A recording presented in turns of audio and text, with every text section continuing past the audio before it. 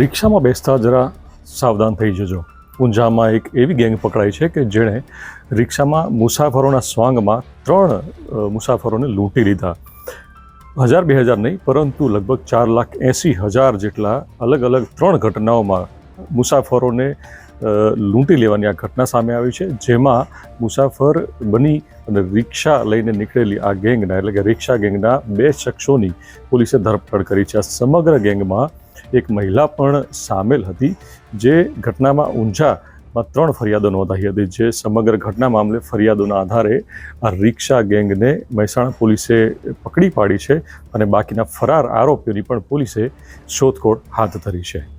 Unjha police station વિસ્તારમાં રિક્ષામાં અલગ અલગ જગ્યાએથી પેસેન્જર તરીકે બહેનોને બેસાડી તેઓની સાથે વાતચીત કરી તેમની નજર ચૂકવી અને કટર મારફતે તેમને હાથમાં પહેરેલી સોનાની બંગડી કે અન્ય દાગીનાઓ જે છે એ ચોરી કરતા ઈસમો વિરુદ્ધ ઊંઝામાં આશરે 3 જેટલા ગુનાઓ બીએનએસની સેક્શન 303(2) અને 54 મુજબ નોંધાયેલા છે.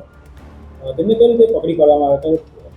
આ ગુના નોંધાયા બાદ ઊંઝા પોલીસ સ્ટેશનનો સ્ટાફ તથા ક્રાઇમ બ્રાન્ચ લોકલ ક્રાઇમ બ્રાન્ચના સ્ટાફ મારફતે અલગ અલગ જગ્યાના સીસીટીવી ફૂટેજ, આ સિવાય સેલ આઈડી તથા હ્યુમન રિસોર્સ મારફતે આ ગેંગના ઇસમો વિરુદ્ધ તપાસ ચાલુમાં હતી. આ દરમિયાન લોકલ ક્રાઇમ બ્રાન્ચના સ્ટાફના માણસોને મળેલ બાતમી હકીકત આધારે રામોસના બ્રિજ નજીકથી 2 ઇસમોને એક રિક્ષા તથા ચોરીમાં ગયેલા મુદ્દામાલ સાથે ઝડપી પાડવામાં આવેલ.